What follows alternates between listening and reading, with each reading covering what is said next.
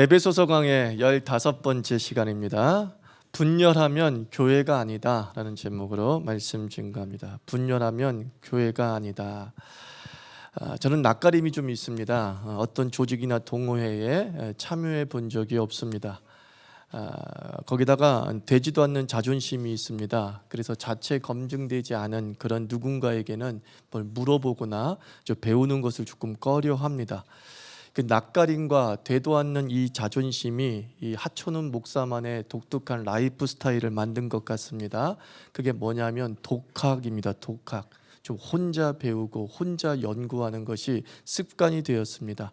신학도 이게 세미나 참석해서 쉽게 배울 수 있는데 그 처음 만나는 사람들과 인사하는 게 너무 싫어서 관련 서적 왕창 사서 읽고 연구합니다. 운동도 공부하는 것과 똑같이 그렇게 합니다. 운동을 몸으로 배우기 전에 저는 머리로 먼저 배웁니다. 제가 20대 때 당구를 배울 때에 책부터 먼저 읽었습니다. 그래서 당구의 이론이 머리에 들어와야 제 몸이 설득이 되는 거죠. 왜 그렇게 해야 하는지를 알아야 몸이 따라오는 그런 스타일이 저의 라이프 스타일입니다. 탁구라는 운동을 안 것은 이제 40년이 넘었습니다. 중학교 1학년 때 탁구를 처음 접했습니다. 그러나 탁구를 자주 치게 된 것은 우리 자유교회를 개척한 이후입니다. 어느 성도님 한 분이 탁구대를 헌물해서 이제 주일마다 시간이 되면 성도들과 함께 탁구를 쳤습니다. 어느 날 고만하던 그 성도 한 분이 갑자기 느닷없이 탁구를 너무 잘 쳤던 적이 있습니다. 이상하다. 어떻게 저렇게 순식간에 성장했지? 알고 보니까 탁구 클럽에서 레슨을 받은 것이죠. 그때 생각했습니다. 나도 클럽에나 갈까? 근데 낯가림 때문에 도저히 못 가겠더라고요. 저쪽 교회 옆에 피플 탁구장 도저히 못 가겠더라고요.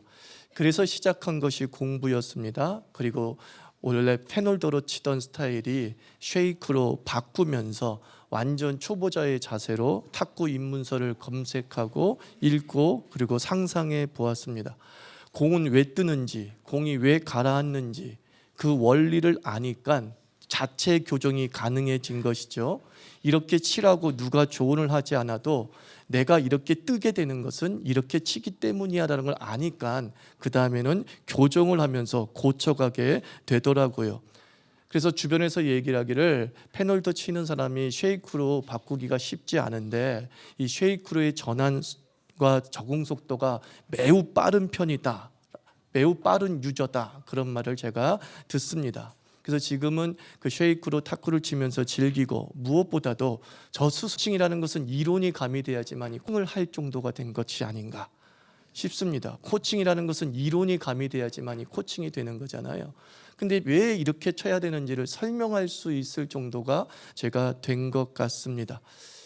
이론 습득 후의 실전이라고 하는 이 개념은 성경의 전개입니다.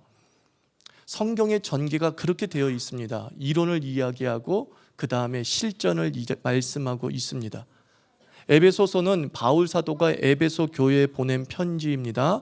편지라고는 하나 안부를 묻는 일상의 글이 아니라 신학을 담은 소논문 형태가 에베소서입니다. 바울 사도의 서신은 특징이 있습니다. 전반부에서는 이론을 말씀하고 그리고 신학을 언급합니다. 그리고 후반부에 들어와서는 실전과 윤리를 서술합니다. 로마서는 8장까지 신학입니다. 이신칭의를 다룹니다. 믿음이란 무엇인가를 다루고 있습니다. 그리고 9장부터 16장까지는 적용입니다. 그 믿는 사람이 어떻게 살 것이며 그 믿음이 우리 삶에 어떻게 역사하는가를 설명하고 있죠. 갈라디아서도 1장부터 4장까지는 이론입니다. 그리고 5장과 6장은 적용이죠.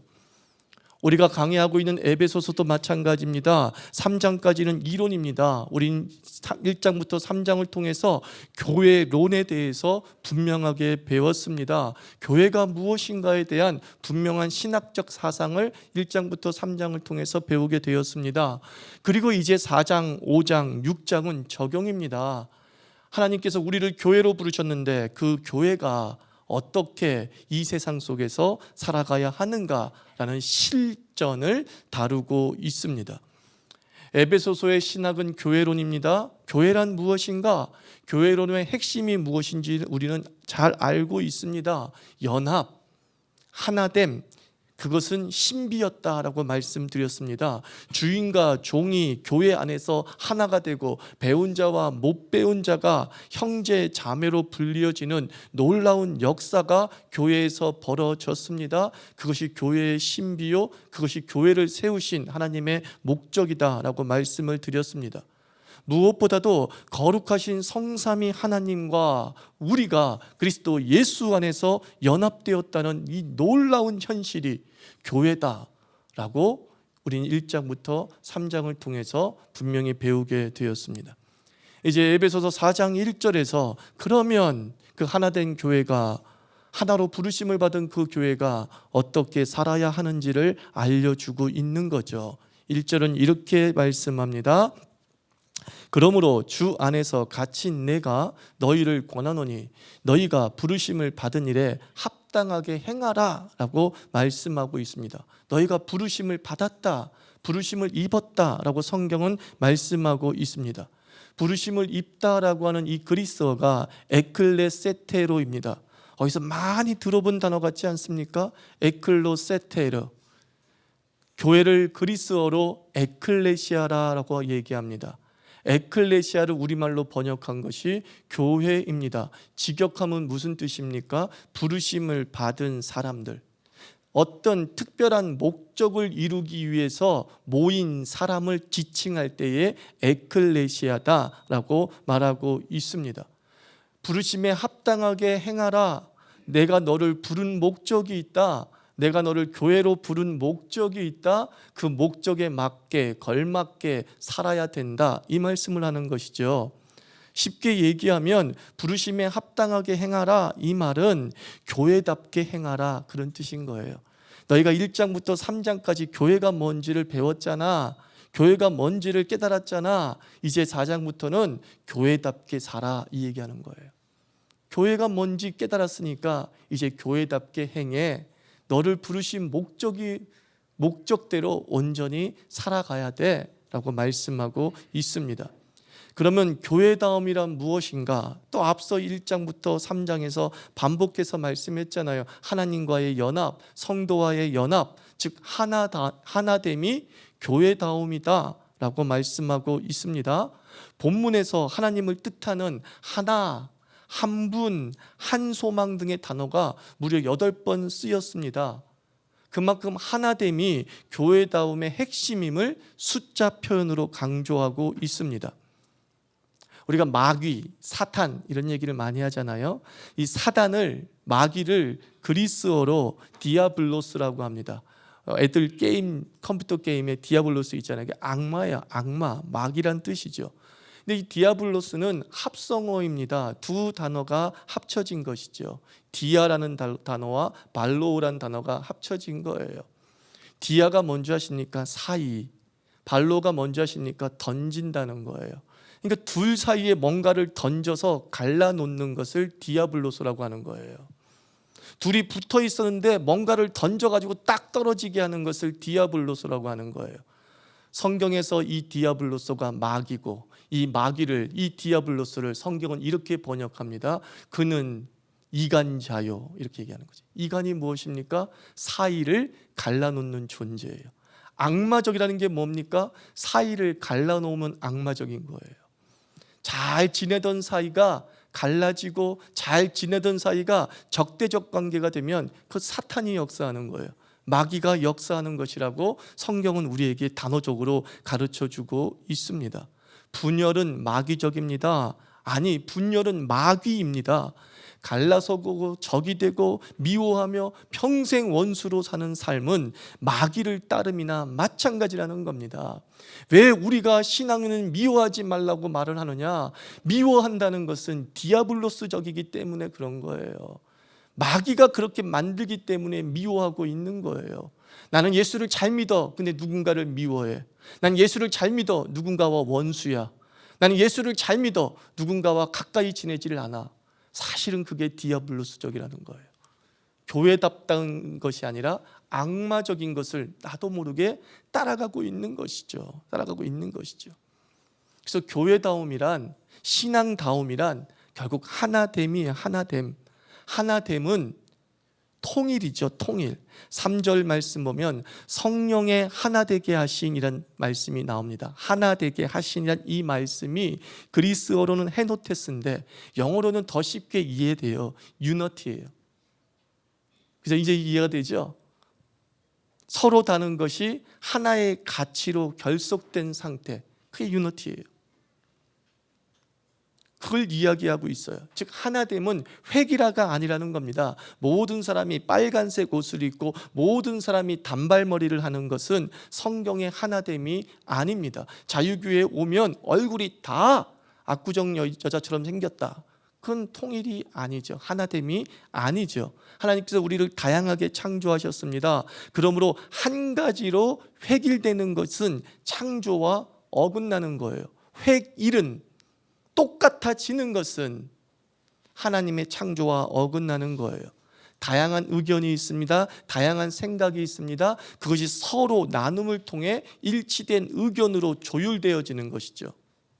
그래서 그것을 바로 Unity in Variety예요. 다양함 속에 일치이죠.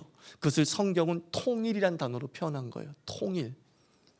하나됨이란 뭐라고요? 통일이에요. 통일. 남과 북이 통일이 된다는 것은 남과 북이 똑같아지는 게 아니에요.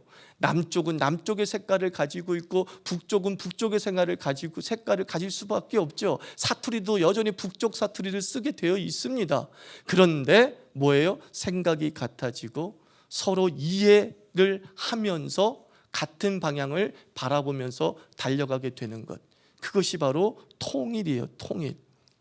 대학 시절에 저는 새는 좌우의 날개로 난다라고 하는 그 이영희 교수의 책을 읽으면서 감명받고 좀 사회성에 대해서 눈을 뜬 적이 있습니다. 한쪽 날개로는 날개의 기능을 다할 수 없죠. 날개는 날아오르기 위해 만들어진 것인데 창공을 비상하기 위해서 날개가 만들어졌는데 그 날개에는 좌파의 날개도 있고 우파의 날개도 있는 것이죠.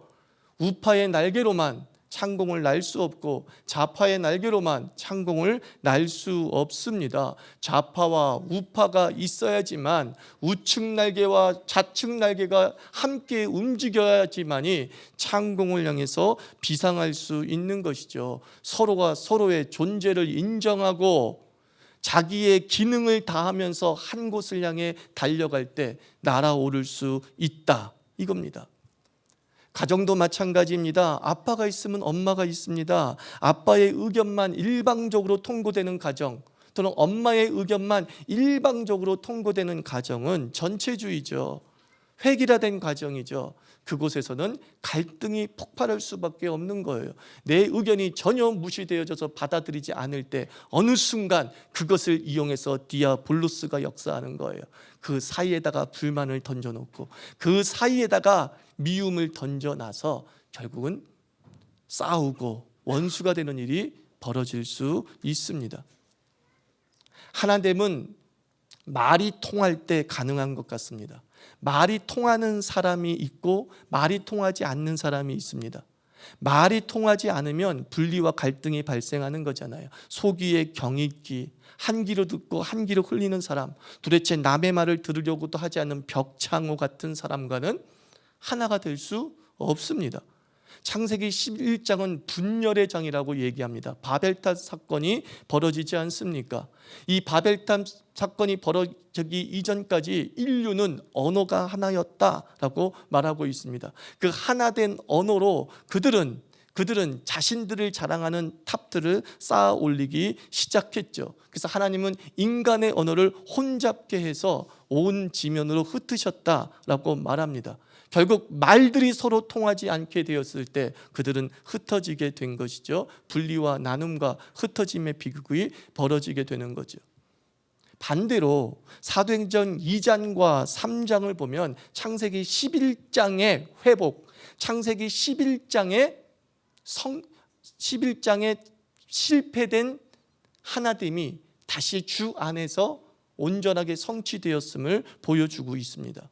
예수님의 승천 이후 예수님을 따르는 사람들은 예수님의 생전에 말씀하신 대로 예루살렘을 떠나지 아니하고 마가의 다락방 또는 성도의 다락방에 모여서 40일 동안 온전히 기도와 말씀에 전무했다라고 했습니다. 서로가 하나 돼서 말씀에 전무했을 때에 그런 약속한 대로 성령의 충만함을 받게 되었습니다. 오순절날 성령의 충만함을 받은 이 사람들이 밖으로 나가서 첫 번째로 한 것은 전도였습니다. 예수를 주라 선포했습니다. 그런데 그들에게 나타난 현상이 있었는데 그들에게서 방언이 터지기 시작했다는 거예요. 근데 창세기 11장의 바벨탑 사건으로 흩어졌던 인간의 언어가 하나로 통합되는 역사가 벌어졌어요. 내가 시블렁 아니 한국말로 전도했는데 그곳에 미국에 있던 사람이 영어로 알아들었습니다. 그곳에 일본이 사람들이 일어로 알아들었습니다. 우리가 알고 있는 방언이 아니에요. 나는 분명히 한국말로 얘기하고 있었던 거예요. 나는 분명히 아람어로 얘기하고 있었던 거예요. 근데 그곳에 로마 시민이, 그곳에 그리스 사람이, 그곳에 에집트 사람이, 그곳에 이라크 사람들이 각기 자기들의 언어로 알아들었다. 말이 통했어요. 성령 충만이 뭔지 아십니까? 말이 통해요. 말이 통해요. 한 교회가 성령 충만해졌다는 게 뭔지 아십니까? 말이 통해요. 배움도 다르고 자라온 환경도 다른 사람들이 교회에 모여 있습니다. 그런데 성령이 역사하면 말이 통합니다. 그게 오순절 성령 강림의 역사였어요. 다른 말로 해서 성령 충만한 사람은 가는 곳마다 하나됨의 역사를 일으킨다는 거예요. 성령 충만이 무엇으로 증명되어지냐? 그 성령 충만이 너와 관계한 사람을 결속시키냐는 거예요. 그러면 그는 성령의 역사가 일어난 것이죠. 말이 통하는 시대가 된 것이죠. 말이 통하니까 그 다음에 어떤 일이 벌어집니까? 초대교회 교인들이 서로 자기 것들을 또 나누며 살았더라라는 거예요. 말이 통하니까 물건이 통합니다. 말이 통하니까 삶이 통해집니다. 말이 통하니까 자신의 빈부의 차이가 서로 통하는 일이 벌어졌습니다. 말이 통한다는 게 얼마나 중요한지요. 말귀를 알아듣는다는 게 얼마나 중요한지요. 상대방의 말을 듣고 이해한다는 것이 얼마나 신앙적인 역사인지를 우리가 성경을 통해서 배우게 되는 거예요. 말은 마음입니다. 말이 통한다는 것은 마음이 통한다는 것을 의미하고 말이 통하지 않는다는 것은 마음이 통하지 않는다는 것을 의미합니다. 바벨탑 사건 이후에 사람들은 말과 마음이 통하지 않았죠. 온 지면으로 흩어졌죠. 그러나 예수 그리스도의 십자가의 죽으심과 부활하심을 통해서 이루어진 놀라운 성령의 역사는 이제 우리를 서로 연결하게 했습니다. 마음이 통하게 했습니다. 기쁘고 순전한 마음으로 한 마음이 되어서 서로 떡을 떼어 나누며 함께 하나님을 예배하였더라 하는 역사가 벌어졌습니다. 여러분의 가정도 이 오순절 성령의 역사가 있기를 축원합니다. 말이 통하기를 축원합니다. 그래서 마음이 통하고 삶이 통하고 바라보는 바가 일치되는 역사가 벌어지기를 간절히 축원하고 또 축원합니다. 그래서 여러분들 말이 통하는 사람과 함께 산다는 것은 얼마나 큰 축복인지 모릅니다. 말 통하는 사람과 함께 교회를 섬기게 해주세요 라고 기도했던 적이 있습니다. 참 희한해요. 나는 정말 진심으로 얘기했는데 상대방은 오해할 때가 참 많고 좋은 의도인데 나쁜 의도로 이해하고 너한테 한 말이 아닌데 자기한테 한 말이라고 우기고 있고 참 별의별 일들을 제가 많이 겪습니다. 그래서 딱 눈빛만 봐도 알 수 있잖아. 이런 사람이 몇몇이라도 함께 같이 간다면 얼마나 놀라운 역사가 있을까 하는 그런 생각을 한번 해보았습니다. 거꾸로 연결시킨다면 하나님이 나와 오죽 피곤했을까 그 생각하더라고요. 하나님은 나랑 통했을까? 하나님은 한 목사를 보면서 참 잘 통하는 목사야 라고 생각하고 있을까? 말이 통하는 존재야 라고 생각하고 있을까? 나를 되돌아보게 되더라고요. 무엇보다 하나님과 잘 통하면 사람하고 잘 통하겠죠. 내가 아마 하나님과의 단절이 있었던 모양입니다. 그것이 곧 사람과의 단절로도 연결될 수 있는 거죠. 순서로 따지면 하나님이 먼저예요. 여러분, 하나님이 먼저 통하기를 축원합니다. 혹시 부부관계가 통하지 않을 때 하나님과 먼저 통하십시오. 그러면은 하나님이 나에게 깨달음을 줘요. 너 이것 때문에 안 통한 거야. 저것 때문에 안 통한 거야. 그렇게 한번 해봐. 그러면 또 부부관계가 통하기 시작하는 거죠. 가족관계가 통하기 시작하는 것이죠.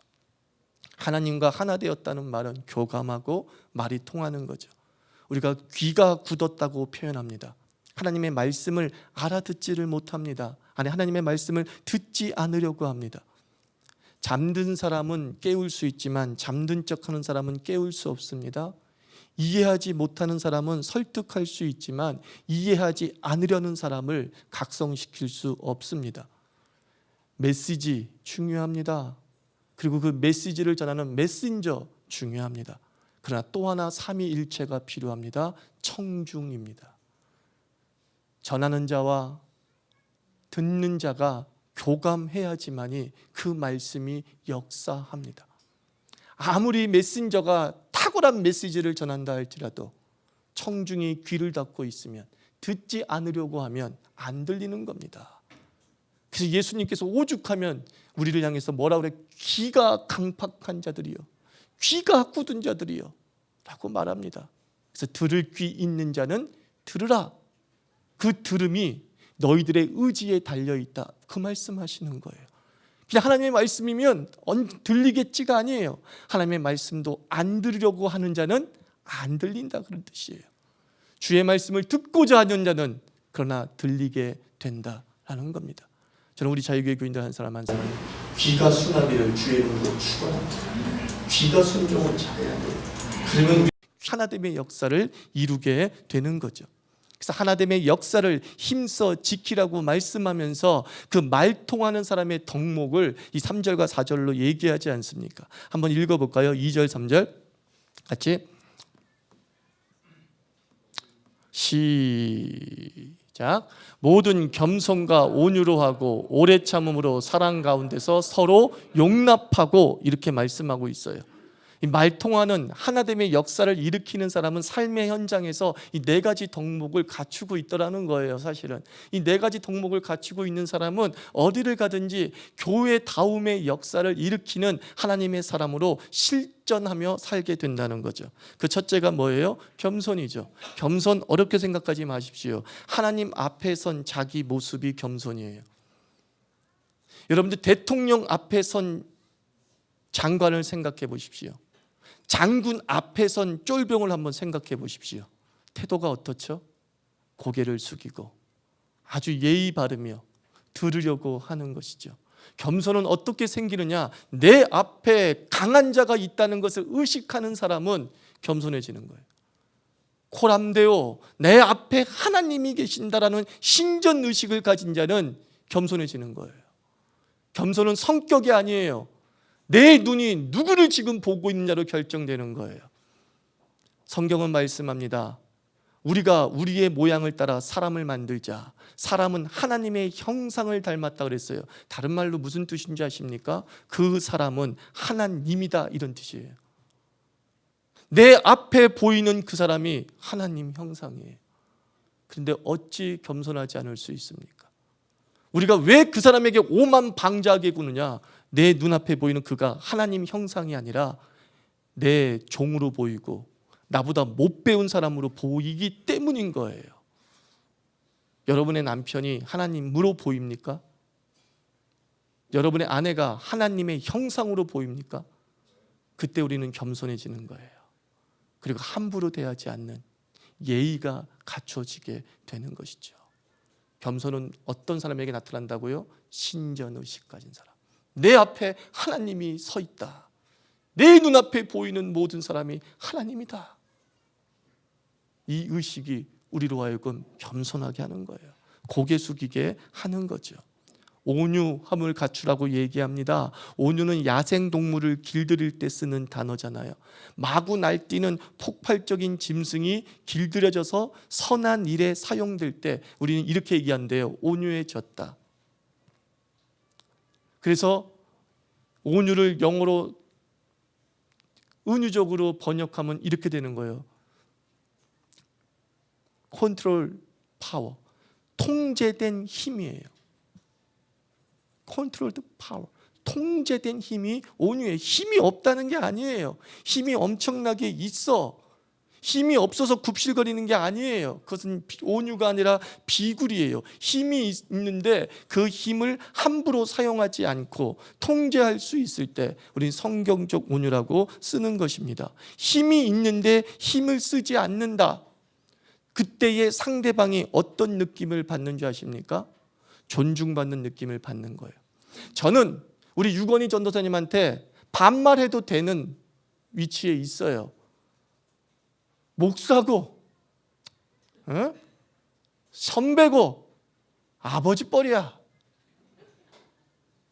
힘이 있어요. 반말할 수 있는 힘이 있어요.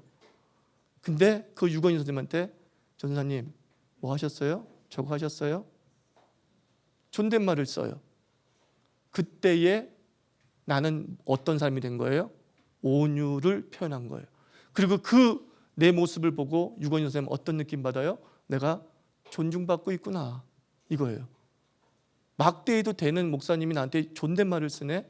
내가 존중받고 있구나라는 거예요. 온유한 사람은 상대방에게 존중받는 느낌을 준다니까요. 당신하고 같이 있으면 내가 좀 높아진 느낌이야 라고 했을 때 그 사람은 온유한 사람이었던 거예요. 이제 이해가 되십니까? 마음대로 쓸 수 있는 힘을 가지고 마음대로 쓰지 않는 거예요. 그때 상대방은 존중받는 거죠. 여보 밥 차려와! 라고 말할 수 있어요. 그런데 이렇게 얘기합니다. 여보 배가 고픈데 밥을 좀 주실 수 있나요? 그들은 존중받는 거죠. 당신의 그 김치찌개의 솜씨를 다시 맛보고 싶은데, 이거죠. 여자가 돼가지고 집에서 뭐 하고 있는 거야? 우린 말할 수 있습니다. 남자는 특별하게 밖에서 얼마든지 힘들고 어렵게 살았기 때문에.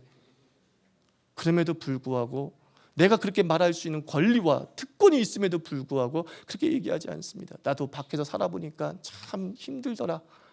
당신도 이런 애들 키우느라 얼마나 힘들었을까 생각해보니 참 마음이 안타깝소. 그러나 밥 좀 주시오. 존중받는 것이죠. 그 다음에 오래 참음이라고 말합니다. 오래 참음. 여러분들 왜 오래 참음이 하나됨에 중요합니까? 우리 이때까지 하나됨에 있어서 제일 중요한 건 말이 통할 때 하나 될 수 있다, 서로 이해가 될 때 하나가 될 수 있다 그랬어요. 여러분들 말이 통하는 사람의 특징이 뭡니까? 경청이죠. 그 사람의 말을 오랫동안 들을 수 있는 태도를 경청이라고 그러는 거예요. 잘 듣는 걸 경청이라고 생각하지 마십시오. 내가 그 사람이 말하고 있는데도 불구하고 그게 1시간을 얘기해. 1시간을 얘기해도 불구하고 계속 들어주는 거야. 들을 것 같지도 않아요. 들을 필요도 없는 얘기인데도 그냥 들어주는 거야. 시간적으로. 그걸 오래 참음이라고 지금 말하고 있다고 생각하시면 되는 거예요. 말하는 시간보다 듣는 시간이 많은 사람에게는 하나됨의 역사를 지켜나간다, 그런 뜻입니다. 저도 어제 이걸 못 지켰어요. 어떤 목사님이 우연하게 방문했어요, 우리 교회에. 내가 얘기를 들으려는 입장에서 저 사람은 어떻게 살아왔는지 알기 때문에 막 뭔가 말하고 싶은지 알고 또 똥꼬집이 있다는 걸 알기 때문에 그냥 들으려고만 했는데 대도 않는 소리를 하고 있어서 좀 내가 약간의 아는 척을 좀 했어요. 근데 얼마나 후회가 되는지.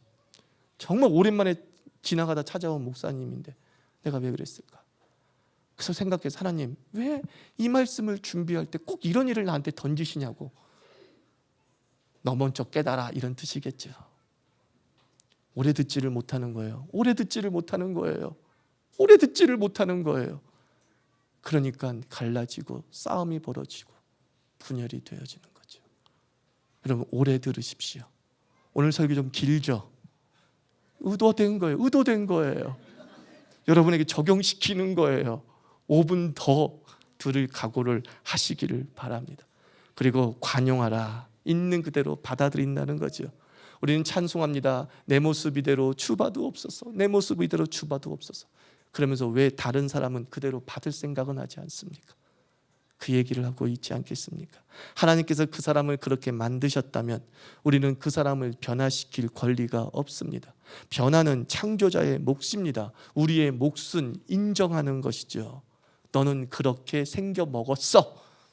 인정하고 받아들이고, 그리고 내가 그것을 받아들일 마음을 갖고 있는 것을 관용이라고 하는 거예요. 너의 있는 모습 그대로 나는 받아들일게. 그렇지만 하나님께서 그가 죄된 모습으로 있다고 한다면, 악습에 빠져 있다면 반드시 변화시킬 줄 믿습니다. 우리는 그를 인정하고 그를 위해 기도하는 것이지 그를 변화시킬 권리는 없다라는 것이죠. 그것이 바로 관용입니다. 그리고 이 모든 덕목이 가능하게 하는 핵심 자세가 있습니다. 바로 시선 집중이죠. 하나됨을 지키라고 말씀하시면서 계속 말씀하시는 내용이 하나님의 하나됨을 설명하잖아요. 3절, 4절, 5절, 6절 계속해서 하나님에 대해서 이야기하잖아요. 몸이 하나요 성령도 한 분이시니, 5절 보면 주도 한 분이시요 믿음도 하나요, 6절 보면 하나님도 한 분이요. 하나님 얘기를 해요. 하나님이 하신 일이 다 하나였다라는 것이죠. 하나이신 하나님, 하나 되신 하나님, 하나 되게 하시는 그 하나님에게 우리가 집중할 때에 하나됨을 이루는 힘을 공급받습니다. 시선이 하나님을 떠날 때 분열의 아픔을 겪게 되는 거죠. 마지막으로 제가 운동 잘하는 법 하나 더 말씀드리겠습니다. 이론 그렇습니다. 또 하나가 뭐냐? 시선이에요. 제가 배운 운동 딱 하나가 있습니다. 골프를 배웠습니다. 유일하게 제가 배웠어요. 그거는 이용 집사님에게 배웠습니다. 늦은 나이에 시작했지만 성장 속도가 매우 빠르다 하는 그런 칭찬을 받았습니다. 비거리도 상당했습니다.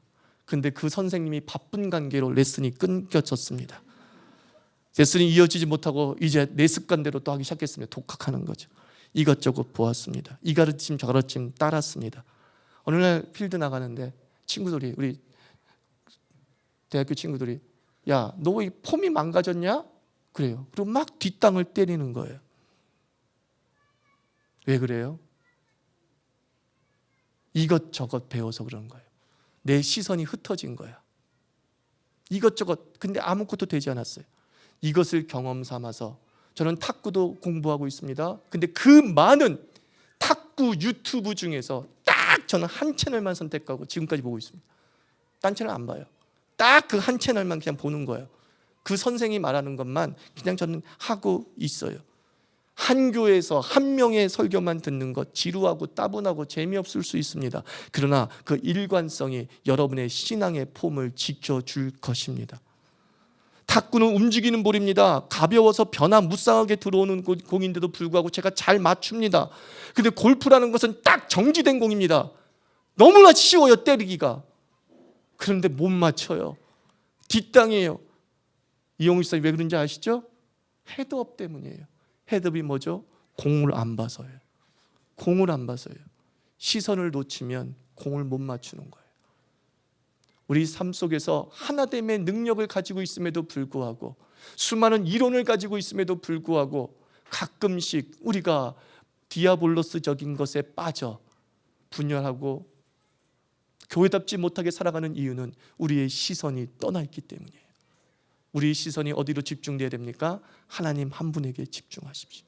하나이신 하나님에게 집중하면 우리는 우리의 가정, 우리의 교회, 우리가 속해 있는 모든 관계 속에서 그 하나됨을 이루어갈 줄 믿습니다. 지켜갈 줄 믿습니다. 그리고 그 하나됨을 통해서 누리는 놀라운 인생의 행복들을 만끽하며 살게 될 줄 믿습니다. 우리 자유교회는 시선 집중 교회, 하나이신 하나님, 하나 되신 하나님, 하나 되게 하신 그 성경의 그 하나님에게 온전한 시선을 집중할 때에 겸손과 오래 참음과 관용이라고 하는 덕목을 통하여서 주님이 주신 이 교회를 멋지게 이 세상에 선물하게 될 줄 믿습니다.